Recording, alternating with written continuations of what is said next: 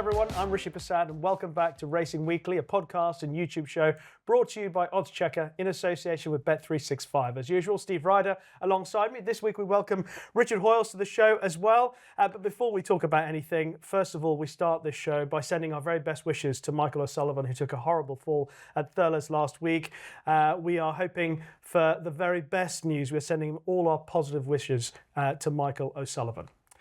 Richard, obviously, in the grand scheme of life, we know that racing has its place, but when incidents like that happen, you know that it puts some perspective on all the things that we get excited about and all the things that we talk about. For example, we're talking about Gino being out for the season. That's big news in the world of racing, but when compared to the human element and how dangerous it is, it's a whole different ballgame.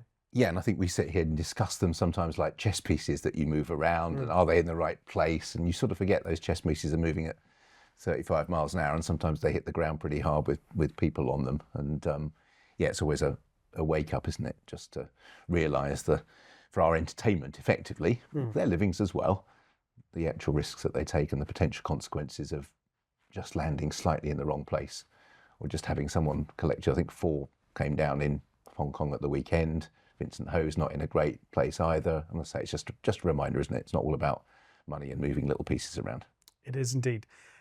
We are ever so close now. We're 4 weeks away as we sit here recording this podcast from the start of the Cheltenham Festival.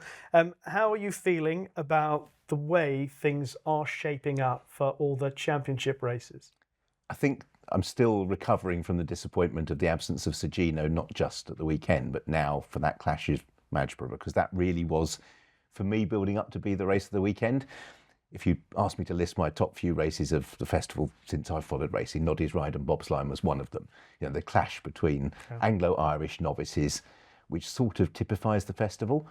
And we were deprived Gino and Margeborough last year in the Triumph, and it just bubbled up to being even more anticipated because it'd been delayed, and what looked like a minor setback suddenly looks to have slightly more serious implications, maybe not just for this season, but maybe for Gino's career. So that was really disappointing. On the other hand, there are other horses like Kopek de Boord, who's the one that's really wowed me, that you're thinking, yeah, God, if he wins the Supreme, which after all was a really rough race last year, nothing came out of that very much at all, really. They're the ones that get you pulse racing, aren't they?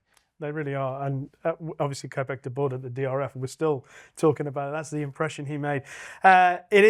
It is getting closer now, and we're not going to be talking about too many horses running maybe this week, looking ahead to the festival, because we're closing down on trials, aren't we? Yeah, it's a slightly quieter weekend last weekend, and this coming weekend is probably the last weekend that we'll really have proper trials for the Cheltenham Festival. I do find myself in the evenings kind of going through anti-post markets and then having a look through, and my wife sat on the other sofa going, "What are you doing?" I was like, just have a look at the Martin Pike market. And it is now getting to that stage where you are now trying to spot those that you think have a few pounds in hand. Yeah. Does your wife have your PIN code so she can check and make sure you are checking the... It's worse than that. She's like put her face on, so it's got face recognition. Oh so my goodness. There's no trust in that relationship. No, there's all trust in that relationship. Oh, sorry, yes, I should... It depends how many phones you've got, Steve, doesn't it? That's Okay. Richard, has there been one horse that has struck a chord with you that you're excited about seeing, you're excited about what you've seen? I think Kopek de Boord is top of the list in the sense that I tried to pull... I'm a boring accountant by profession, and I work on the fact that I'll try and start off with a contrary view to everybody else, because I think that's often the way to fight. So if something's really good, I sit down and think, and I haven't seen it live, I think, right, I'll pull this apart. And I found it really hard to.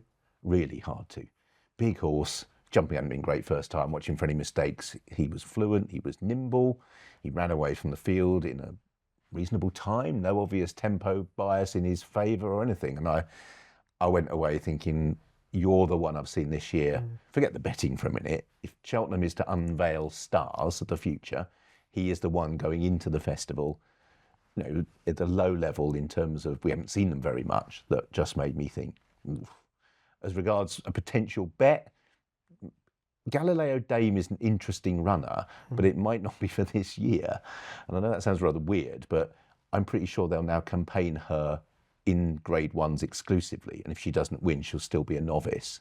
She's quite smart on the flat, and I could see her as a mare's novice for next year if she doesn't win one of the big three if she runs 3. And it's a long-term project, I know, but she had a very high level of platform. I think this year's Triumph is pretty good. Lalamba, East India Dock. So I'm not sure she'd be good enough to beat them. But as a second season novice, with a rating of the mid-80s. Interesting. Long term though. Yeah, no, I mentioned her last week as a horse that I was particularly interested in. Did you? Yeah. Because I liked her progression from run 1 to 2 over hurdles. She was pretty good, as you say, on the flat. That run behind Hamish at the end of last season, in a big field. She can handle big fields. So yeah, she's definitely a horse I'm interested in. I'm less long term than you. Do you think they will just keep her in the Grade 1s? Let's Dance did it, didn't she? Yeah. She was third in a Triumph and then won the Mayor's Novice the next year. Okay. Good point. Yeah. I mean, she could also avoid a really hot-looking Triumph hurdle and run in the Mayor's Novice with an allowance, couldn't she? Yes, they seem to be I think moving away for that. But yeah, there's lots of them have said they won't, and then they appear in the entries, and then it becomes tempting, doesn't it? I've always felt that Joseph O'Brien is quite cavalier in his. No, a cavalier is probably too strong. He's ambitious enough to take on bigger opportunities. Just as general campaigning with horses, I think he's happy to go to the highest level with the horse if he thinks that horse is capable of getting in the frame, which is why I thought she would be a Triumph hurdle each way bet. Yeah, I can see her finishing in the frame for sure. I just think it is one of those where you haven't won a race by now. You're probably thinking, actually, why not? I mean, Warren Great Tricks' horse would be the same, wouldn't it? Yes. Okay, let's take a pause and then gather our thoughts for this week's racing recap. And we start at Newbury with the Denman Chase. What sort of trial was it? Not a Gold Cup one, but maybe one for the Ryanair, Richard?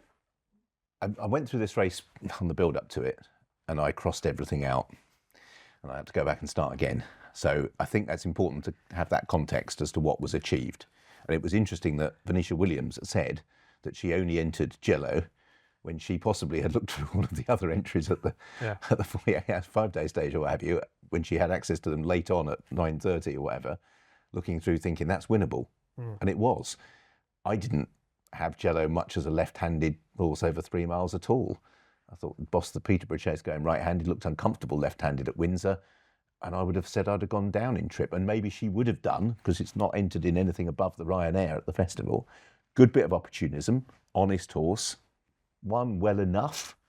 There was a stage where I wasn't sure how well it was going, and I don't think Charlie Deutsch was. As soon as he pulled it out, it took off, but it took off past a bunch of horses that, to be charitable, gone past their better days. Hitman, with something to chase, kept on a bit better than he sometimes can, but Brave Man's Game, Sam Brown.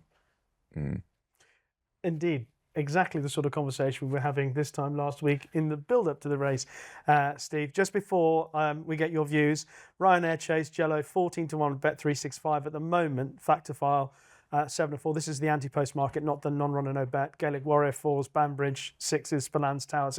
So there's uncertainty about the top of the market. 14-1 Djelo for that race, the Ryanair. I do think he'll have a chance in it as well. I know the Turners from last year, the form probably hasn't worked out as well as we thought it would, with Grey Dawn and Ginny's Destiny somewhat disappointing so far this season. But he just looks to have progressed, really. I shared Richard's sentiments. I thought he was better going right-handed. I wasn't sure about the 3-mile trip, and I put up Hitman each way. And moving to that cross fence, I thought, as you do when you back a horse, you look at how the others are going, and Garlaw was detached. Charlie Deutsch was niggling Djelo, and I thought, right, well, you've got Sam Brown and Brave Man's Game covered in front. Hitman might actually do it. And then Charlie Deutsch pulled him out wide, and he just took off and arguably got there too soon. And Hitman's done what Hitman does and finishes second in that race. And I thought the eye catcher for me was Fugitive. I never thought he would be seen to his best over 3 miles. The handicapper hasn't played the game. He's left him on 148 this morning. I've actually backed him for the plate. I think that race this year is going to change complexion again. With the reintroduction of the Novice Handicap Chase, you're going to have an exposed handicapper go back to winning the plate this year. And his course and distance form is fantastic. He's won over the course and distance of 151. He's placed off 149. He's placed off 150, and he's off 148 this year. He's 16-1 no runner no bet. He's 20-1 anti-post. I've backed him at the bigger price, and I think Fugitive will have a massive chance in the plate. The other strange thing was where he was ridden the weekend. Not only was he up to 3 miles, Yeah. but they set him off close to the pace, which I thought he jumped much better. The criticism of him so far this season has been he's made a few odd errors. And at Cheltenham, in those competitive handicaps, if you get too far back, you're not going to get into that race. And I thought he jumped much better. I thought that was a perfect trial for the plate. I suppose the only issue was maybe why he wasn't dropped was he was wrong at the weights. It was an odd, the whole thing was a little bit strange. Because if you're intending on dropping, running £7 wrong is not exactly going to help, which is obviously they haven't dropped. But maybe it was just to sharpen up, as you say. But I can see the angle. Certainly out of the rest of the race, I didn't. And the issue with the Ryanair is just what is going to be there, isn't it? Factify Le Francais, Gaelic Warrior, Banbridge. Protectorat, who's 8-1, and you don't know about the others at the top. All the other horses above him have alternative options. So who knows? The Game Spirit Chase was won by Master Chewy, getting up late, Liberty Hunter. So Master Chewy is now 25-1 with Bet365 for the Champion Chase, 33-1 for the Ryanair. Liberty Hunter is 33-1 for the Champion Chase, 8-1 for the Grand Annual. Matata, 33-1 for the Champion Chase. As a guide, how useful do you think this was for the Champion Chase or for the Grand Annual? Not very, if I'm being completely honest. If I looked at it, the race was kind of ruined by the absence of Sugino, wasn't it? If you look at it, the two lowest rated runners filled the first 2 places. Both held up off a strong pace set by Matata. I thought that's probably as good as Matata is. I just thought it set up the Champion Chase quite interestingly tactics-wise. We touched on it last week. Solness is going to force the pace. Le Francais might be there to force the pace. And then there might be a few, obviously, leading up there. John Bond's going to be prominent. I thought if they rode Liberty Hunter, the way that they normally ride Liberty Hunter in a Champion Chase, he could be one to pick up the frame late on. I'd much prefer him in that than in a Grand Annual. I know he's 8-1 for the Grand Annual, but he's off 151 now. He could only finish second off 139 last season, and I don't think he's progressed. Master Chewy, they're talking about going up in trip to the Ryanair. He's not a horse that I've ever really warmed to. So my takeout would be Liberty Hunter, probably place only, because I don't think he's good enough to win the race, but one of those markets on the day where you could get a place market. Well, I'll make a quick correction. He's 40-1 with Bet365 as we speak for the Champion Chase in the anti-post market, Liberty Hunter. And reading what Evan Williams had to say about him after the race, that seems to be where he'd like to go with Liberty Hunter. Well, I think if you were going the handicap route, you would have preserved the mark a little bit more. They've campaigned him quite aggressively. I sort of wonder a little bit. The Ruckers spend an awful lot on good horse. They've got a really nice young hurdler at the moment, but they haven't had that many runners at the top level, really, considering the amount of investment. So I wonder if this is one that's been earmarked. I mean, Liberty Hunter's older than you think. Yes. I mean, it's 9, isn't it? Yeah. Which, given the miles on the clock, the upwardly young mobile horse, you think there's a 6 or 7-year-old. He's not the best mover either. It's just a bit. It takes a little while just to pick up. No, unfortunately, the absence of Sugino took away most of the interest. These horses have got, well, in some cases, very close contact. Matata and Master Chewy have prior history, and they're all much of a muchness. The weights, Matata got no penalty.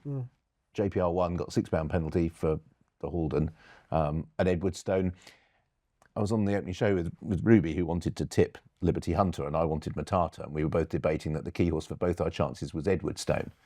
Because if Edwardstone went up and pressed Matata, then that played into Liberty Hunter's hands. I believe Edwardstone is a hold-up horse. I know he won the race that fell apart last year. Yeah. And of course, he ended up in no man's land. He sort of fired up Matata, but then couldn't sit close enough, and it wasn't quite strong enough for Liberty Hunter. So, I don't believe Edward. There will be a big price third horse in the. There always is, isn't there? Yes. Sometimes big price winner. I mean, Captain Guinness went off 40-1 the other day in the DRF. He's reigning champion. Yeah. It's a very shallow division outside the front two. Like so many races at Cheltenham, there's always something that you can, you look back on in years. It was a Special Tiara, or the year that New Mill runners. The first Champion Chase I ever called was New Mill. Oh, that's the one with Corto Star fell. And it's such an anti-club.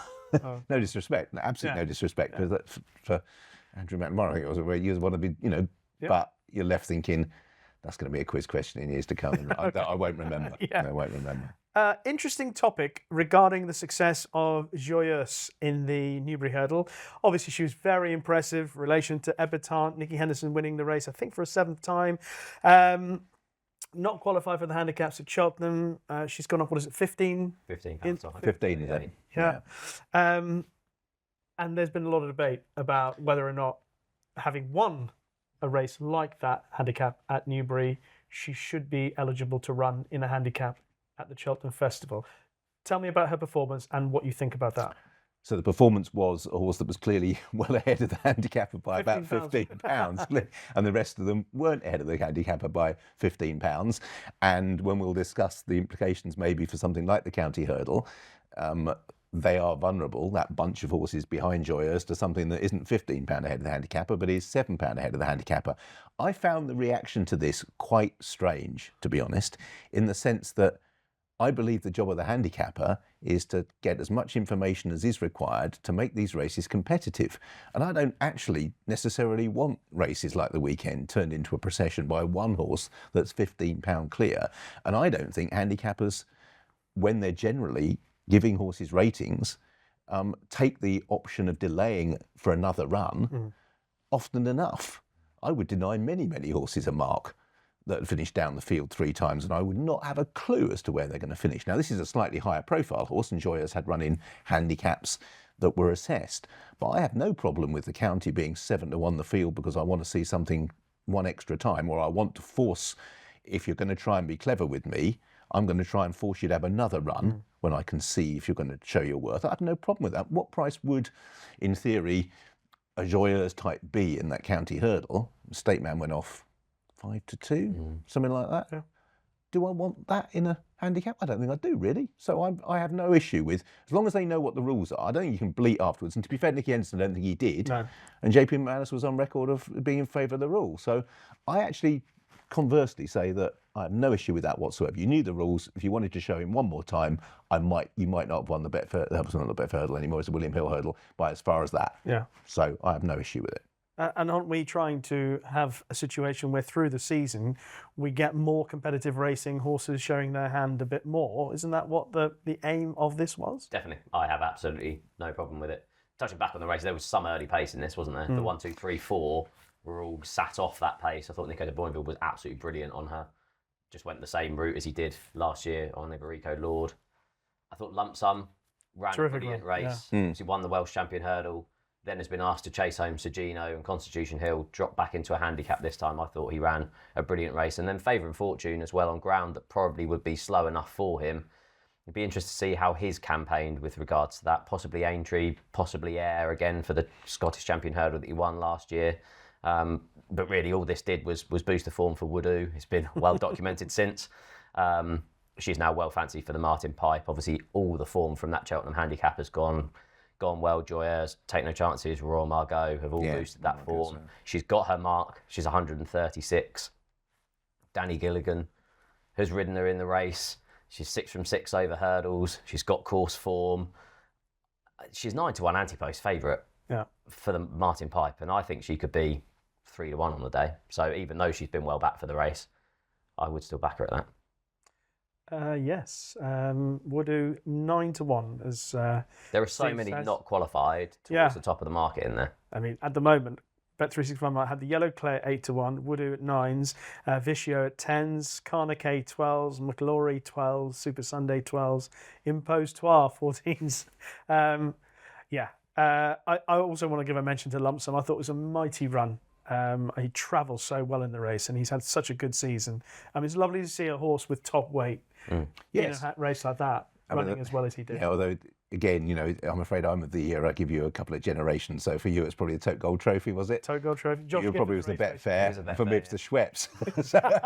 Josh Gifford's race. Yeah. Well, yes, in those days, you had a Donegal Prince, or you had a real potential champion hurdle horse that would have been rated, for comparisons 160s. So Lump Sum was great, but I think it was 144. Yeah.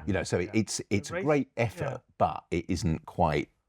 They don't run in handicaps like they used to. Yeah, I remember the year where it was Zarkander won the Betfair Hurdle, Long Run won what was the Denman Chase now, and Sprinter Sacra won the Game Spirit, all on the same card. That was a proper day. Yeah. Make a Stand won. It was a Tote Gold Trophy. Yes, it was. Yes, he did. Then went on to win the Champion Hurdle. Yeah. Cost nothing. to the late Peter Deal. The Kingmaker Novices Chase, won by Ryder in the colours of John Hoiles. And there was quite an emotional interview after the race with Lisa Hoiles on Racing TV, understandably so. But did Ryder enhance? I asked this question on Saturday when I was watching the race. Did he enhance, stay the same, or have any negative impact towards Arkle chances? If you'd asked me 3 out, I thought he was going to enhance his claims. And then come the final 100 yards, I thought it was actually quite a negative and implicated. I can see why Bet365 initially pushed him out for the Arkle. Obviously, with the Djelo used, he's now a completely reshaped market and is back in. But Harry Skelton did an old Harry Skelton and went for it and made that big move. And I thought he was going to be a really impressive winner. I made the case last week with Hello Neighbour that never in his career has he won by very far. So I thought he was a lot more dominant with that success than what he showed at the finish. I've went through Ryder's victories so far this season. He's won by 10 lengths, 11 lengths and 3 3/4 lengths. So you can't say that he doesn't find a lot in a finish and that he's idling. I thought he was all out at the finish and I didn't like that as an Arkle prep at all. I would fancy something else to fill the frame behind Marsborough in an Arkle. Dan Skelton said after the race that he was pretty fit for this run. Didn't expect there to be a great deal of improvement in that regard. I suppose there's an alternative argument saying that Rubo isn't a bad horse and stuck to him, but the overall impression was... No, you've hit the nail on the head, really. I think he wanted to fire him at the fences. He thought Rubo would drop away, as Rubo had behind Djelo and Ballyburn when he got absolutely left behind. And you could actually argue that the ground was too soft for Rubo, really. Yeah. No, it wasn't. But I think... The one aspect that's come out of the Djelo Ryder thing is I think it could be, in Dan's mind, a massive swing in the prize money. And I think Ryder will be ridden far more conservatively to finish second to Marsborough for the money, rather than do what they did at the weekend. So if they've learnt anything, it's not to do what they did and kick and go for home, because he is not going to find, it might be breathing, I don't know, but no. At the end, it was a moment after the last, because we tried to make the preview quite interesting in the morning, reminding everyone about, remember John Bond Calico in that race? Yeah. John Bond was 1-16 and actually traded 3-1 in running. And there was a moment halfway up the running where I don't know what the in-running price went to, but I'm thinking this could get beat. Actually, now you mentioned it, it was a sort of Calico ride. Well, yes, it was actually, that's a really good point. I hadn't thought it was a Calico ride. It was if he really just felt, I'm going to, slay this dragon and I'm going to be able to cruise up the home straight. And then the dragon sort of got off back up the deck and, it wasn't comfortable, was it? The positives, I suppose, if you're a Ryder backer, is he's a brilliant jumper and those Warwick fences do take some jumping. So if Marsborough goes a real strong pace in an Arkle, and there doesn't look to be a huge amount of pace on, so if he goes a good clip in front, his jumping will stand the test. Marsborough 8-13 with Bet365, Ryder 9-2, and then it's 12's bar, the top two for the Arkle. The 10-up Novice Chase in Ireland, Better Days Ahead led home a 1-2-3 for the Gordon Elliott team. A lot of attention was drawn to Stellar Story, the way he was ridden, got into it. I actually thought, even after the last, that he might get past. Did Better Days Ahead pull out a bit more? Do you think Stellar Story just... They all sort of... It's been quite tricky, hasn't it? Because the few number of runners in some of these races, Stellar Story's case in point, they all appear sort of pretty much of a muchness. I get very confused watching races in Ireland when, Gigginstown have lots of different ones and they all change colour and they all, it's like, and they all, I think, am I watching Croke Park? Am I watching, which one? They also seem to finish all on top of each other. And you think, oh, that might reverse it another day, and they all go around. I think that little cluster a little way behind, to my mind, actually Dancing City rather than Ballyburn. I'm not, something about Ballyburn sort of... this has been a conversation we've had before. Well, it's sort of, we were just saying about Ryder. It's almost like Ryder is Ballyburn squared, as in I'm not 100% sure what Ballyburn would really find. He travels well, makes a good impression, but it wasn't that strong a race he ended up winning at the festival last year. Whereas Dancing City looks the reverse for me, looks absolutely solid. I want to go to war with him. Okay. Ballyburn's 15-8, Dancing City 7-2, Better Days Ahead 8-1. That's for the Brown Advisory. Stellar Story 20s. What did you make of it? You asked me on the last one if it was a positive or a negative after Load of Suds run, and I'd probably say this was a negative to Better Days Ahead's chances. I think it's worth remembering that Stellar Story was also trying to give £5 to Better Days Ahead in this as well. He made up 45 lengths with Better Days Ahead based on their Christmas run, and I thought under a more forceful ride he would have won. I was quite keen on Better Days Ahead for the Brown Advisory before this. He had previous festival form. He'd beaten Slade Steel in a Novice Chase. I came away from this race more puzzled than when I went into it. I didn't think 3-Car Bragg did his national chances much help either. Absolutely belted a fence, and I'm very lukewarm on the race on the whole. Okay, and mixing up horses.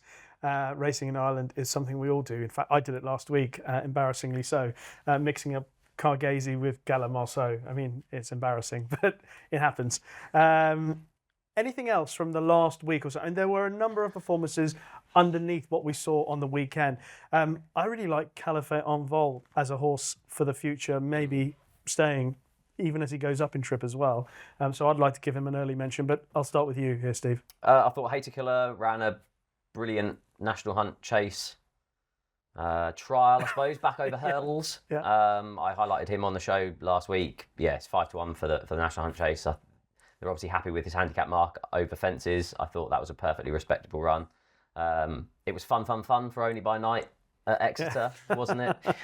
I thought she was vulnerable to a closer late on with how her and Fun were ridden in the early stages of that Exeter race. I think it's worth remembering also that she conceded £5 to her rivals in that race. Now, with the Sergino news, I actually think they'll go for the Arkle rather than the Mare's Chase. I'd worry about the 2.5 mile trip for her in a Mare's Chase. This was 2 mile, 1.5 furlongs at Exeter, and she was, the stamina was giving way late on, let's say. So I think actually with the Arkle now looking more open, I think they'll probably head there instead. She's 10-1, no run and no bet for the Arkle, and I'd be, fairly positive around that. Bacchanalian won that juvenile hurdle at Nace that often throws the Boodles winner. I think Aramac's Band of Outlaws. Yeah. There's been loads of them previously that have ran in that. He would need soft ground though. At the Dublin Racing Festival, it was a bit slightly quicker ground. He didn't look the same horse. So whether you'd want to be taking the 12-1 anti-post for the Boodles, I think they're definitely going to run in it. And you could either have a 33-1 shot on the day on better ground, or you could have a 6-1 shot on soft ground on the day, and I'd prefer to take a couple of points shorter in the knowledge that he would have his ground. And then just lastly, even though I backed Gustavian that finished second in the race, I thought Harry Cobden gave Credo an unbelievable ride in that Veterans Chase at Exeter. The whole way round, Gustavian jumped brilliantly under Sam Tristan-Davis, and I just looked further back through the field and saw how Harry Cobden was going, and I just thought he was absolutely fab. An interesting yard, actually, just to digress for a second. Honeyball yard. They had a quiet-ish time. Had a winner with me at Plumpton the other day. Yeah, they're ones I would be looking at their handicappers. I think they've just had a quiet 6 to 9 months. So yeah, and that Cobden connection is interesting as well. His agent, he's rode one for Gary and Josh Moore. They're being a little bit more than just the Nichols camp. So, well, can I pick up on a Cobden ride or horse that he rode? Regent Stroll. Because obviously there's been a lot spoken about him and the price tag, etc. But just the bare facts of what he's done at Newbury last time, or penultimate time, and by beating or losing out to Fingal Bridge in what looked a decent race. Where do you stand on Regent Stroll now, by the way? I wish I'd kept the receipt in the nicest possible way. I think it's a good indication, not just actually Regent Stroll, it's that whole tranche actually of horses that were bought out of that dispersal sale is, again, I am the boring accountant and I cannot understand how anyone can justify, apart from their egos, spending more than 200,000 probably. John Bond's the exception, because you've got, they're geldings, so you've got no pedigree value, or mares, but let's assume most of them are geldings. You've got to win 2 Gold Cups and a champion hurdle to get that sort of money back. So the actual value of the commodity when we're discussing prize money and everything else just is completely out of kilter, as it is at the sales when things get knocked down. But at least there is the potential shooting for the moon with uncovering a stallion. Yeah. 660 it was for Regent Stroll? I think so. What value would you place on him now? Well, you'd be lucky to. Well, this is where my value and the market value will probably be different. But what would I? If you were pay? going to the sale with lots of money, how much would you? So you finished second. So you're going to be rated what, 140, something like that. Yeah. So a mark. I haven't seen who's actually got a mark. Well, I suppose you could at a push with a young horse, nice horse, stretch to six figures just. Yeah. How much would you pay for Regent Stroll? Irrelevant the price. He's regressed, hasn't he? He looked a really, really exciting bumper horse, and he's just. I thought his hurdling debut was okay.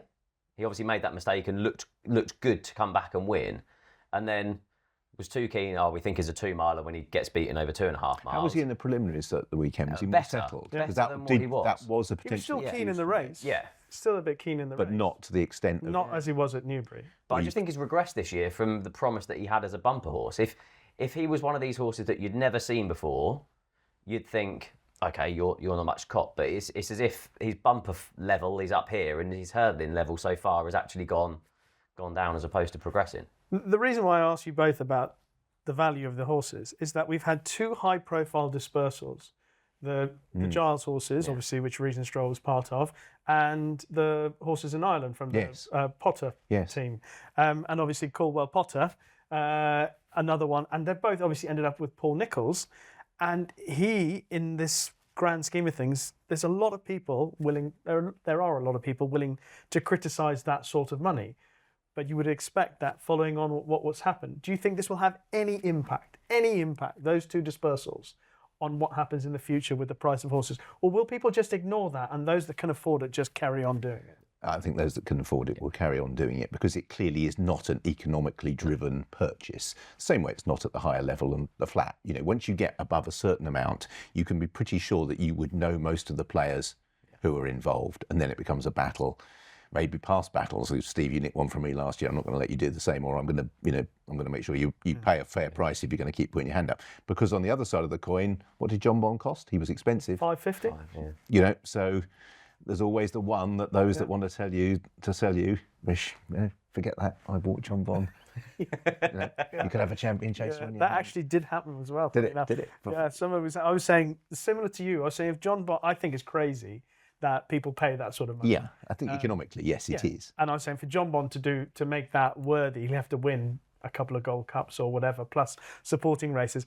And 1 or 2 people, including an owner or 2, well, not actually the owner, but someone who's involved with owners, was pretty aggressive on social media, saying, I haven't got a right to say stuff like that. But it's the point about economically for normal people who don't have that kind of money going, well, I'm going to lay out that sort of money for paltry returns because of the prize money and because of the value of the horse. And without trying to get too sort of serious and sombre about it, those lay people that we're talking about include members of Parliament who look at our business and think, hang on a second, you're coming to me with a begging bowl and somebody's saying 3 million for a horse that, how does that work? Because, and the explanation is actually quite hard to give, other than the fact that it's half a dozen people with, not bigger is unfair, who want to compete at the highest level. It's their dream, and they're fulfilling that dream by paying for it, which they're perfectly entitled to do. Indeed. But the danger is it gives a very, very inflated view of the economics of racing to those people that don't understand them. And it's very easy to sit back and say, well, as I say,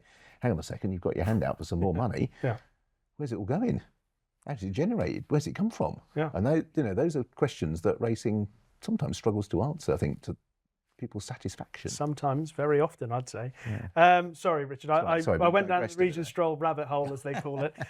Anything else that you wanted to give a mention to from the week? You don't wish to be negative about weeks in general, don't you? But the main pointers, as has been said, were to other horses like Woohoo, Hello Neighbour, the new Lion who'd beaten Caliphate de Vol. Caliphate de Vol candidate for headgear at some stage, do you think? Yeah, I was thinking Trip, maybe. Yeah, well, I thought Trip. But then I watched it again and thought you were going nowhere for absolutely ages, hanging a bit. And then all of a sudden, and it was a little bit the same behind the new line in the sense, I really like, I called him when he won, where did he, was it Kempton? Yes. I called him, I thought, you're nice early season novice. And then I was slightly disappointed in the new line, more the manner of it sort of was a bit laboured. And then we ran on. you're a golfer better than me. It's like playing a rubbish round and then creaming something on the 18th that keeps you coming back. So Calife and Vol sort of did enough up the running to make me think, ooh, actually, there might still be something there. And then I was watching that thinking, oh, he scrambled home. And then the last 50 yards, he's picked up. It's going away. He's got an engine. Maybe the headgear isn't a bad shout, but he certainly hit the line hard, as the cliche goes. Have we covered everything? I think so. The other races, we didn't mention Dino Blue and Allegro Tavassi. They both like to be candidates in their respective race. Effectively a two-runner race, one on the inside and one on the outside. Nightmare to line up that. The commentator in front of it. I don't know who's in front of you. It's like, it's absolutely horrible when they're that apart because your angle is drawn to the one on the far side. One on the near side looks it's behind, and then you realise it's not. It's not much between them. Then you overcompensate. There wasn't much between them. There probably won't be much between them. Yeah. But no, I did struggle. Lamilos was well backed, suggested that was the day for the veterans. Monbeg Genius, maybe a national horse, maybe. He's had so many false dawns for me. His general level of form is actually okay. You know, remember he comes from the Corach Rambler, fast or slow, handicap at Cheltenham, doesn't he? You know, that they went on well and he didn't. But he's still placed in a Welsh national, so maybe he's a national horse. But by and large, they all look like bit players. That Super Saturday is very much in the shadow at the moment of the DRF, isn't it? Yes. Unfortunately, that's what it used to be. I mean, well, you mentioned the names. Steve highlighted that. Look, we'll get better years than we had. If Sergino had rocked up and beaten the game Spirit Field, it would be a little bit of a. Certainly, the Denman Chase, I think, is somewhere away from being a Gold Cup trial. Yeah, it hasn't been for a while. Yeah, and I can't see, looking at the horses coming through, where the next Gold Cup. The proximity of that to the Cotswold Chase also doesn't help, I don't think. Because they're very similar. Yeah. But I mean, the Cotswold Chase, you're looking at the winner in L'Empresse and you're thinking, there's not a great deal behind that you're thinking is a Gold Cup. It's one of those where it's difficult. You get a small population of horses that are good enough and all of a sudden there look to be too many races, which is fair in this case because there's hardly any. I mean, the Gold Cup field, we could debate how big the Gold Cup field might be. But then you get good years. Yeah. And there's not enough of them if one gets abandoned. You know, Nicky Henderson, where would I have sent Sergino if it with the game spirit going? And obviously, that's not going to occur now, but it's tricky to get the balance right, isn't it? Tangents we're going off, but hopefully some interesting chats along the way. That's a look at Racing Recap for this week. Now, before we get into our weekend preview, just to let you know that our sponsor, Bet365, have a best odds guaranteed offer. It's available at every single UK and Irish race from 8 a.m. on the day of the race. If you take a price and the SP is bigger, Bet365 will pay you at the bigger odds. Full T's and C's can be found on the website. And I am very pleased to announce details to our Cheltenham preview this year. It'll be taking place at the Drayton Court Hotel in Ealing, a place that I fully recommend, where Steve and I will be joined by Gavin Lynch, Willie Twiston-Davies and Pat Cooney. And it is free to oddschecker Unlimited subscribers and includes a half-time pie and pint. And when I first read that, I actually thought it was a half pint and half pie. And I was very relieved that on my second reading, I realised it was a full pie and full pint. So happy days. And time to look ahead to the racing coming up this weekend. And in fairness, with Ascot, Wincanton and Haydock, it looks a very good weekend of racing. We'll start with the Ascot Chase. Last year, Pic D'Orhy beat L'Empresse. The two of them are back again. A couple of potential challengers, as you all know, potentially from Ireland in Blue Lord, Corbett's Cross. But how do you see this? Pic D'Orhy, he's had a wind-up. I suppose you could argue that it could simply be a repetition of last year's race, considering how well he jumps there and L'Empresse is leaning left. Yes, and it's probably Pic D'Orhy's Gold Cup in that sort of sense. I think there's an element, isn't there, of these side here of working out where your major, guns are being aligned to. The thing with L'Empresse is just a question of whether or not that trip is always going to just find him out slightly or not in a small field where they do quicken. So yes, I probably would still veer that way. I understand why you'd run L'Empresse because he's had his issues. With the best will in the world, he's not really going to be much more than a 16-1 chance in the Gold Cup. The only thing that might sway you slightly about not running would be if you felt that Gold Cup field was really going to cut up and you didn't want to in any shape or form jeopardise what could be a second place, really, even though you've got very little chance probably of beating the winner. Pic D'Orhy 6-4 with Bet365 for the Ascot Chase. Long Presse 13-8. Corbett's Cross 5-2. Pictory, I think he's 4 out of 5 at Ascot over fences. Yeah, this is a grade 1, so it's obviously first on the running order. But I did find it a difficult race to preview. There's obviously been market support this morning for Corbett's Cross, so I assume that's going to be confirmation that he is going as we were recording. But I don't think Ascot and that trip will really suit him. I thought this was Pictory's to lose, really. Won by 5.5 lengths, beating Long Presse, who was never really put in it last year, and I could just see a repeat of it again.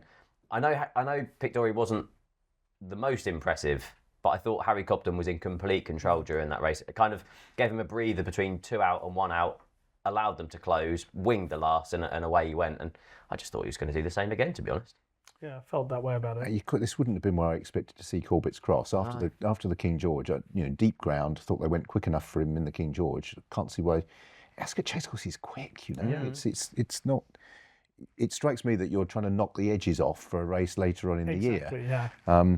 Long Presse, I seem to remember the comments last year, and this is where punters and owners and trainers are not aligned, isn't it? In the sense that there wasn't any great sense of disappointment with Long Presse finishing second last year. It wasn't, connections weren't really downhearted. It was, that'll help put him right for Cheltenham, which isn't what you want to hear if you've backed him at 13-8 or something, Whereas this is, full well this is target. This has been had the red ring round it, for sure. Right from the word go. Now, whether he's good enough to do it again, whether Long Presse slightly better, I don't know. But I always like to be, if I'm punting, you want to be with the one that's got it as its main target. There's nothing worse than seeing something run second or third that you've backed and the trainer says he's absolutely delighted by the run, because you're not. Well, yeah, Pictory's only defeat over fences at Ascot came in the Ascot Chase 2 years ago when Shishkin beat him, but we know how good he is, or he used to be, particularly when he was on the going day at Ascot over that trip. The only thing I'd say about Long Presse is it's a bold plan with this race at Ascot. Then they go to Cheltenham for the Gold Cup, and then they're talking about the National. It's quite a... This is a horse that when I was previewing the King George, was making the case for, because he ran really well fresh. That's the point I was leading to. And this season so far, it's bang, bang, bang, and yeah. Having said that, the season where he sort of emerged as a star novice, he did race a fair bit. Sandown, Ascot, etc. I think somewhere along the lines, because Venetia's always been quite tight-lipped wanting to talk about him, or not wanting to talk about him, to be fair. I think there have probably been a few more blips along the road that have been cured now, that occur between in Novice, and that we were probably not necessarily privy to. I think he's been more fragile. Remember, he had a lot of issues when they bought him initially. So I think he probably has been a far better training performance than we currently are led to believe, and may only find out after the horse has long gone. But you're right. And I think the resist and the lure of running him whilst he's right is probably why they're doing this, because he may just always be one run away from a career ending. Might as well crack on with him. Why not? Okay, the Kingwell hurdle, small field as per at Wincanton. Burdett Road is the even money favourite with Bet365. Golden Ace 15-8, Nemean Lion 7-2, Brentford Hope 9-2, Hansard 16s, and Fiercely Proud 40s. Even as a small field, I like the idea of this race. I could see Burdett Road going off in front, and I want to see what Golden Ace is going to deliver back at this trip. Yeah, this is a cracking race. Sam Twiston-Davies getting the ride on Burdett Road with Harry Cobden obviously at Ascot to ride Pictory. I thought this was going to set up beautifully for Golden Ace. I can't wait to see her back down to 2 miles. I thought she's been a non-stayer on her 2 starts this season over an intermediate trip. Even that run behind Lucky Place has obviously been boosted. Form of that rail keel. Obviously, Gow Road went on to win the Cleve. So the form is stacking up. I'm not even going to mention the Brighter Days Ahead form line, but if you go back, she's even won at the track. She beat the Bat in a bumper. Yep. Back in the day, so you kind of tick for the course, tick for form, tick for ground. Yeah. I thought 15-8 was actually quite generous, and Burdett Road, even though he's the favourite, will ensure this is ran perfectly to suit her. Yeah, and just looking through the Jeremy Scott runners in the last couple of weeks, I think just a handful of his 15 or 16 runners have been disappointing. The majority of them are running really well. And that's my belief that she might improve. I'm not as au fait with the trip. I just don't think she's been right, because she beat Lucky Place at Taunton. I can't remember what trip that was.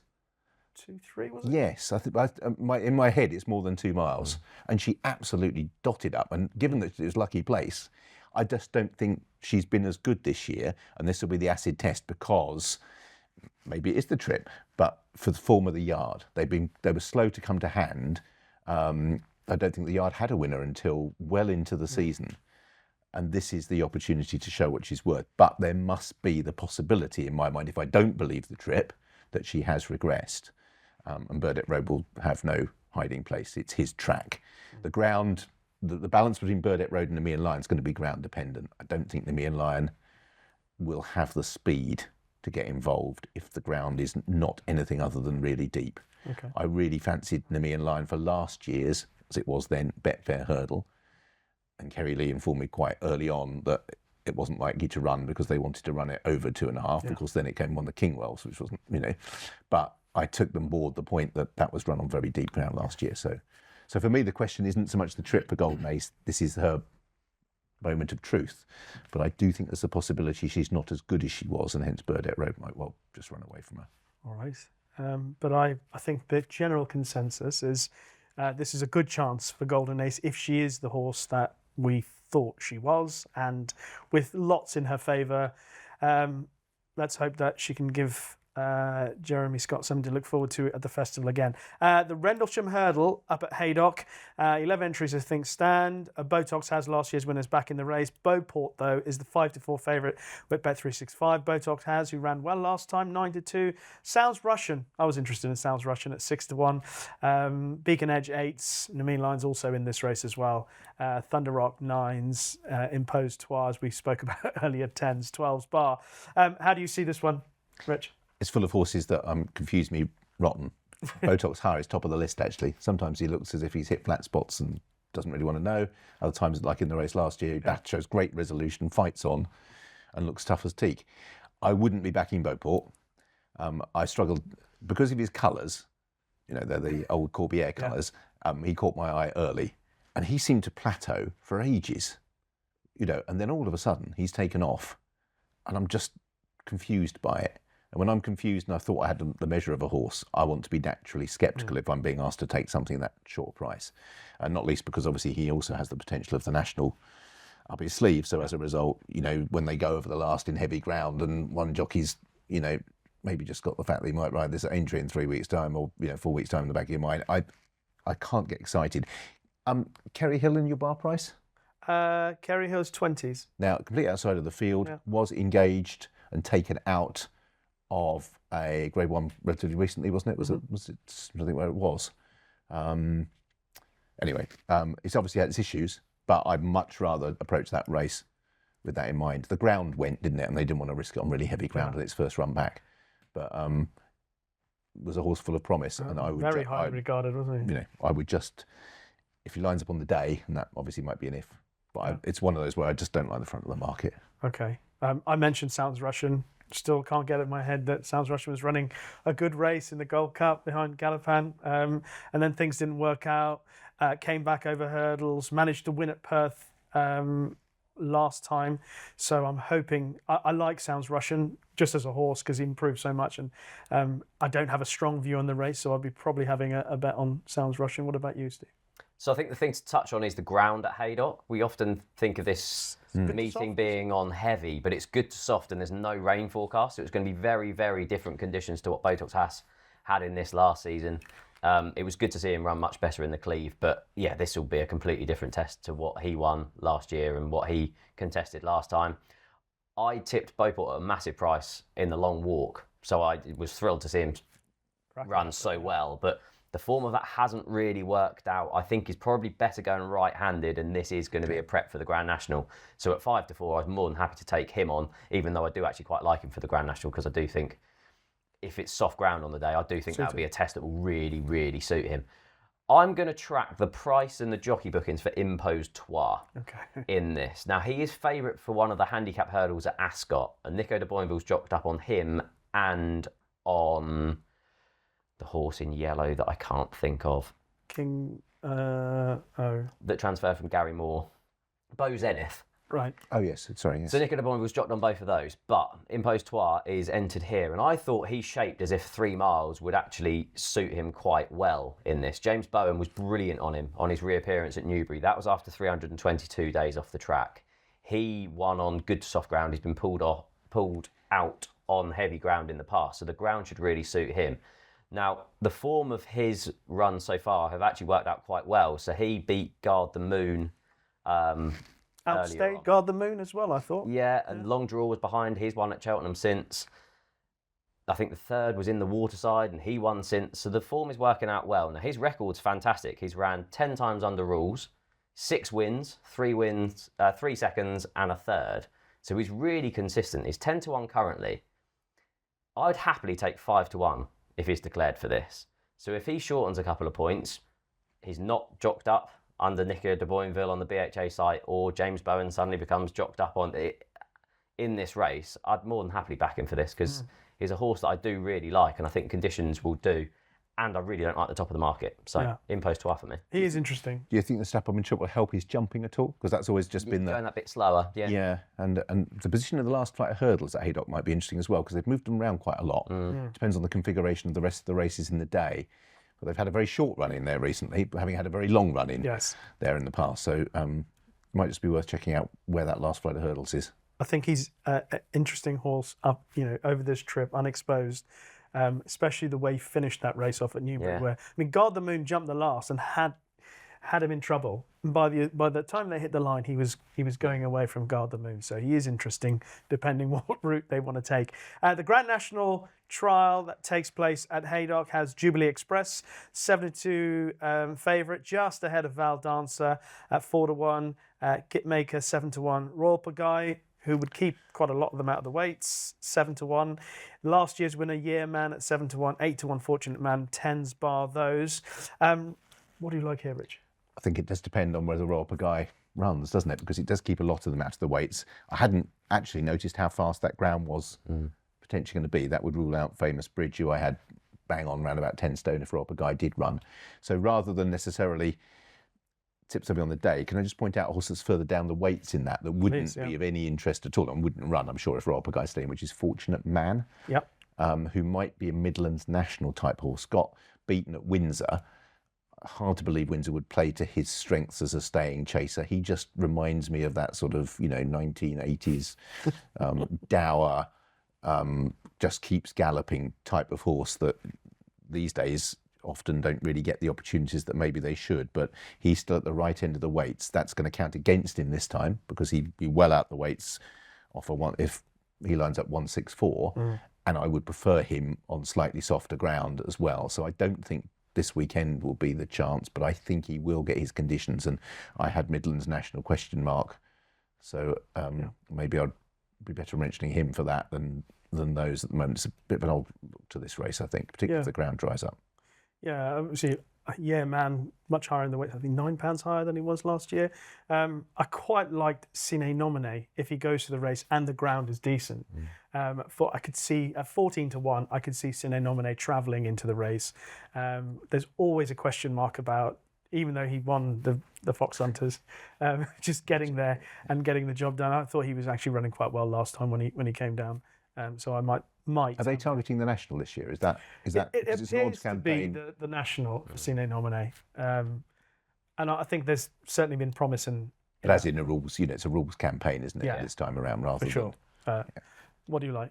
I think the two main points is, like Richard said, if Royal Pagaille wins this, half the field will be out of the handicap, including the top 3 in the market: Jubilee Express, Val Dancer, and Fortunate Man. Number 2 is the ground, like I already touched on. Loads of these will want much softer ground, including Royal Pagaille, which might obviously change the weights when declarations come through for this. But the one that the ground won't be an issue for is your last year's winner, Yeah Man. So if you go through his form, he's had 3 starts on ground faster than yielding, won 2 of those, albeit in much weaker company. And then the second place on good ground was when he was beaten less than a length by Victorino at Ascot in the Silver Cup. Victorino's a proper Ascot course specialist. Yeah Man's finished 3rd and 4th so far this season, but they've been in the Troy Town and the Thyestes. This is a much easier race in comparison to those. I know he's £9 higher than what he was last year. I thought 7-1 standout with Bet365 was a great bet. I was looking at Royal Pagano and thinking, well, if he ran, what would that do to Fontaine Collonges? I was thinking where he's gone up for that win at Haydock earlier in the season. I think it's still too much for him, but yeah. Yeah, man, Steve. And Cine nominate Fortunate Man, one to look out for the Midlands. I think so. I think Midlands National. I think somewhere that those sort of races. I think the Ryder might be beyond him, but yeah. Okay. Now there are a host of very good races to back us up. The ones that we've talked about: the Ascot Chase, the Kingwell, the Rendlesham, and the Grand National Trial. There's good racing in Ireland on Thursday, at Clonmel, at Sandown on Thursdays as well. There's the Jane Seymour Mares Novices Hurdle. And there's the Victor Ludorum, the Reynoldstown at Ascot. So the whole host of races to back us up. Anything else that appeals to you, Rich? Only that those that are in the boodle, sort of for winter, as it was to me, are treading a tightrope now. Okay. If you're rated about 120 to 124, they're getting twitchy that they might not get in. And the reason that's particularly important is the horse that had quite a high profile before he jumped a hurdle, because he was referenced with East India Dock as being better, and that's Lavender Hill Mob, who I think is off 121 at the moment. And I think they thought they'd done an absolutely perfect job in getting him off 121, and now maybe feel that they need to be 125 or 126 to be certain getting in. So he is in the Victor Ludorum field, I believe, at this stage. I no doubt they'll be getting the calculators out, because you don't want to carry £5 more than you need to, but there's no point being really well handicapped and getting balloted out. So he is on my watch list, if you like, for what happens over the course of the next few days. Lavender Hill Mob, one to look out for, in the Victor Ludorum at Haydock on Saturday. I think it's stable companion. Is OPEC in that as well? Yeah. Yes, who already has a mark of, I think, 125 or 6. Yeah. But I don't think she is open to as much improvement as Lavender Hill Mob. I don't think James Owen thinks that she's rated anywhere near Lavender Hill Mob. That seems to be the impression anyway. Yeah. What about you? Yeah, that race is quite interesting. The Moors had 3 welcome winners yesterday at the time of recording. He's won the last 3 renewals of the Victor Ludorum, including with Salva. So it is a race that he targets. He's got Give It To Me OJ in that. He was only 5.5 lengths behind East India Dock or Wincanton on his hurdling debut. So that form is obviously working out really, really well. And with the presence of something like Lavender Hill Mob in this, I thought Give It To Me OJ might open a bigger price than you're expecting in this, given the trainer's record in the race. I found the Reynoldstown really difficult. I did like Butch. The slight concern is that Sean Bowen's jocked up on one of their novice hurdlers at Haydock. So whether that means that he's an unlikely runner in that. But wherever he goes, I was a big fan of him last season. I thought he jumped really well at Leicester, albeit in a weak contest. He's 7-1 currently for the Reynoldstown if he were to go for that, but I wouldn't recommend backing him anti-post. And then the 3 o'clock at Ascot, the Swinley Chase, Victorino, just brilliant at Ascot. He actually faces 3 under 3.5, who won the race last year. There's a slight swing in the rates. I thought 3 under 3.5 was really weak in the market. We went off 22-1, I think, for the Silver Cup, but still finished 3rd. The handicap has actually dropped him £2 for that. I thought that Swinley Chase would probably be between the 2 of those. Can I just check is high stakes player in the Swinley Chase? I'd forgot to write the time down of high stakes player. Yeah. I think he's an interesting runner. The reason being is he's another yard, Tom Lacey's, that had an issue which I know they feel they've sorted. He's only had a few runners, but they've run okay, including a good novice hurdler, I want to say Gibbs Island, that's what it's called, who won first up, but I think is also declared at the weekend. A high stakes player finished 2nd to Chianti Classico, when Chianti Classico was still being touted, course and distance, still being touted at that stage before the injury as a potential outsider in the Gold Cup. Yeah. His 2 subsequent runs occurred during that Tom Lacey quiet spell. And I think if you look at his form with those 2 removed, and the fact that he's, £3 lower than behind Chianti Classico, I could see him being picked up on for the weekend as a very, very popular anti-post one. I think we're still talking, well, actually, he wasn't. I like that angle. I was really disappointed with him last time. I thought he was so much better going right-handed. He went back to Kempton and really disappointed me. But if there was an issue with the yard at that stage, I'd kind of written him off because of that run. I think he's got a really poor record going left-handed. And then he returned to Kempton, and I thought, all right, this is going to be your day. Yes, he was well in the market then, wasn't he? And he did disappoint. Price? 16 to 1. Yeah. Bet365, the Swinley Handicap Chase, high stakes player. Victorino 3s, high stakes player 16. Interesting. Our old pal Goshen's in there, 33 to 1. He actually ran all right. But they weren't going to bully him, though, were they? No, as soon as he decided, he ran all right at he did. Oh, yes, so I was thinking of where did I see him? I don't think I saw him at Sandown. Did I see him? Yeah, I mean, Ascot, I can't remember. He was around somewhere, and as soon as he decided he wasn't going forward, they let him just drift back and they were strung out in that race at Sandown, but he just showed a little something. There's still something there. That's the 18th hole again, Rishi, that we were talking about earlier. Okay, and I do like one in the Reynolds stand, but I shall leave that for my best bet of the weekend. Now, before we get into our best bets of the weekend, just to let you know of a free-to-play 6 horses challenge. It is available every weekend with free spins on offer if you get 2 or 3 selections correct. Prize pools available for 5 and 4 correct predictions, as well as a jackpot for all 6. T's and C's apply. So it is time for our best bets of the weekend. Richard, you're up to the plate first. Okay, and it is high stakes player in the Swinley Chase, who I think the last couple of runs can be put down to the fact that Tom Lacey was struggling at the time. And if you go back to that second Chianti Classico a little bit earlier on in the season, I think that reads pretty well. Course and distance, Ascot is a little bit of it's a tighter track than people realise. You do need to have some tactical speed. I'm encouraged by the fact he's got that course and distance form. And if Tom Lacey has turned the corner, these are the sorts of horses that will suddenly leave that form behind. And I would be interested in taking the price early in the week, because I do think a few others will find that. It's not that hard to find when you look back with the dates, etc. Okay. Excellent. High stakes player in the Swinley Chase at Ascot on Saturday for Richard. Currently trading 16 to 1 with Bet365 at the moment. Steve? I'm a real company man, so I'm going in the oddschecker Grand National Trial at Haydock, and it's going to be Yeah Man at a standout 7 to 1 with Bet365. There's two reasons with this. Royal Pagai could keep half of the field out of the handicap, and the second is the ground. Loads of these want soft ground. Yeah Man has shown consistently that he's got good form on good to yielding and good ground. I thought that second behind Victorino in the Silver Cup last year at Ascot was brilliant form. Won this, he's £9 higher, but I think this is a weaker contest this year. Okay, Yeah Man, 7 to 1 with Bet365 in the odds checker Grand National Trial. Excellent work.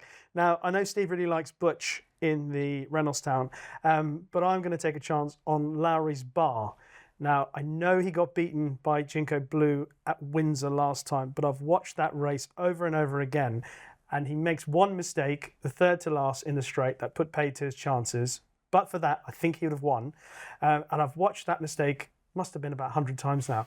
When he turns into the straight, he had a beautiful rhythm all the way through the race, and he's a good jumper. But when he turned into the straight, Mihal Nolan has aimed him at the far side to take the ground over on the far side to head toward the rail. So the horse is on that stride, and just before he gets to the fence, you watch his head. It goes, his head just comes back to the right. So he's on a stride going that way, but it's almost like he wants to straighten him up before he gets to the fence. And the horse looks slightly, you could see the confusion. And I think he was just in the wrong position. So his body was going that way, and then his head goes that way to straighten him up just before the fence.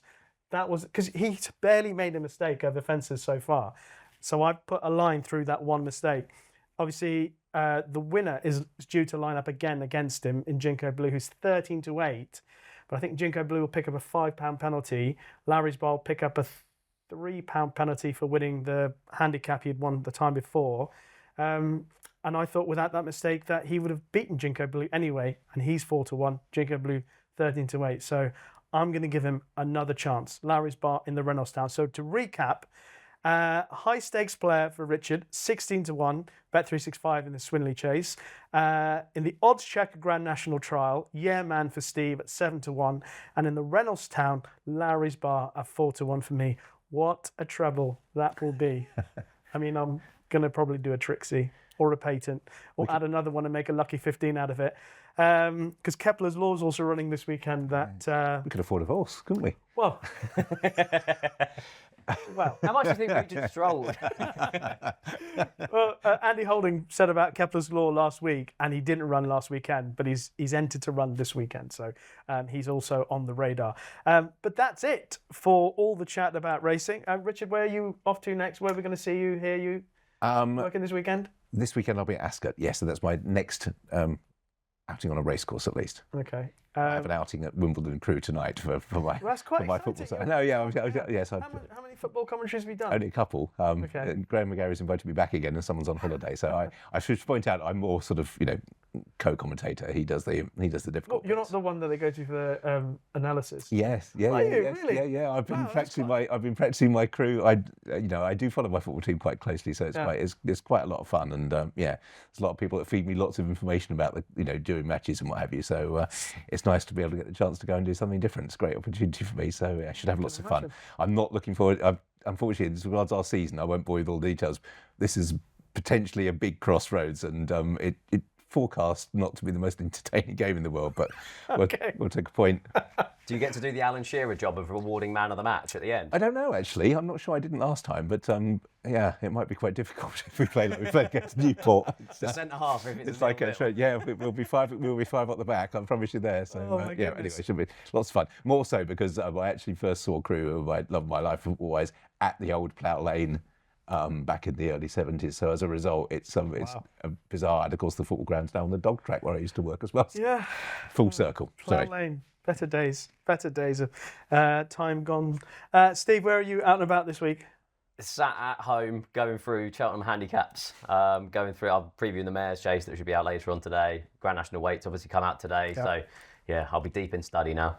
Well, I've really enjoyed that last hour and a bit in company of you both. Thanks very much for watching. Don't forget, if you've enjoyed or have a comment that you'd like to make about this or any of our previous episodes, then leave a kind review in the Apple Podcast comment section, and indeed on the comment section on YouTube.